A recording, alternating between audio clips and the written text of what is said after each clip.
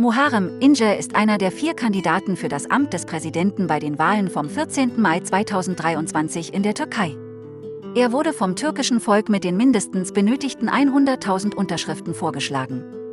İnce war bereits bei den Wahlen 2018 für die CHP angetreten und schaffte mit über 30% seit 41 Jahren das beste Resultat in der Geschichte der CHP.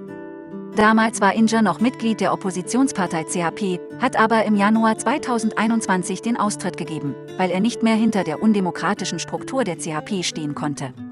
İnce störte sich auch an den Lügen und Desinformationsreden von Kemal Kılıçdaroğlu, der CHP-Führung und deren Verbündeten. Gerne hätte İnce am 37. ordentlichen Kongress als Parteivorsitzender kandidiert. Denn an einer Rede von İnce rief der ganze Saal seinen Namen als gewünschter Parteivorsitzender. Am genannten CHP-Kongress wurde dann aber Kemal Kılıçdaroğlu als einziger Kandidat aufgestellt und bestätigt. Muharrem İnce gründete nach seinem Austritt aus der CHP die Memleket Partisi, wo er heute Parteivorsitzender ist. Gemäß İnce gab es viele Ereignisse innerhalb der CHP, die er nicht mehr vertreten konnte.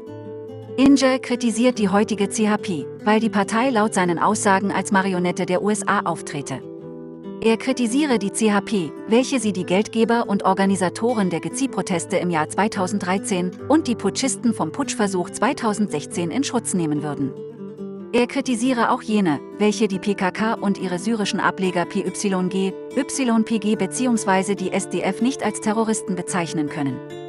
İnce findet es falsch, wenn öffentliche Auftritte der CHP ohne das Bild von Atatürk und ohne die türkische Flagge stattfinden. Die CHP sei nicht mehr jene Partei, welche einst von Atatürk gegründet wurde, denn die CHP-Führung schimpfe heute auch gegen frühere CHP-Mitglieder. Mustafa Kemal Atatürk wollte die Türkei zu einer starken Wirtschaft erheben, wo einheimische Flugzeuge und Autos gebaut werden. Atatürk wollte die Türkei zu einem Land machen, welche über die Grenzen hinaus eine starke Türkei darstelle. Dabei lobte İnce für einmal die Erdoğan-Regierung, welche die richtige Außenpolitik eingeschlagen hätte. Wie man von den Worten des Muharrem İnce entnehmen kann, führt er nicht nur einen Wahlkampf zur Präsidentschaft der türkischen Republik, sondern auch einen Kampf um seine ehemalige Partei, der CHP. Bei den Wahlen könnte es deshalb auch zu einem ernsthaften Duell zwischen İnce und Kemal Kılıçdaroğlu kommen. Denn es wäre denkbar, dass Kılıçdaroğlu und seine CHP, aber auch ihre Verbündeten viele Wählerstimmen an İnce und seine Partei verlieren könnten. Bisher hat Muharrem İnce nur die CHP im Wahlkampf kritisiert und wenig Argumente gegen die aktuelle Regierung gefunden. Dennoch sagt İnce, Erdoğan müsse weg. Laut İnce sei die Zeit für einen Wechsel in der Türkei gekommen. Erdoğan und seine AKP seien nach 20 Jahren Regieren müde geworden. Die Partei von İnce habe neue Leute und sie seien motiviert, die absolute Mehrheit zu erreichen. İnce würde, auch wenn schon vieles läuft, noch viel mehr in Syrien, Libyen und Aserbaidschan und für die blaue Heimat unternehmen, meinte er in seinem Wahlkampf.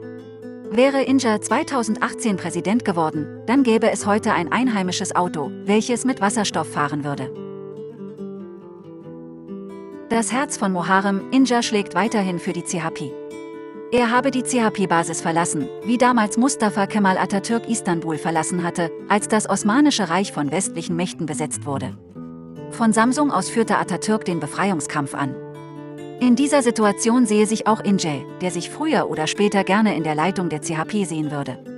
İnce wartet auf die Möglichkeit, die CHP neu zum Erfolg zu bringen. Er werde Atatürks Soldat bleiben und seine Taten und Errungenschaften bewundern. İnce werde sich aber nie als Gefährte Atatürks sehen, wie es die CHP-Führung praktiziere. Die CHP von İnce würde Atatürk beim Nachnamen nennen und ihn nicht vergöttern oder anbeten. Ob İnce mit seiner Politik die CHP-Wähler und andere Wahlberechtigte für sich und seine Partei mobilisieren kann, das werden wir am Wahltag sehen.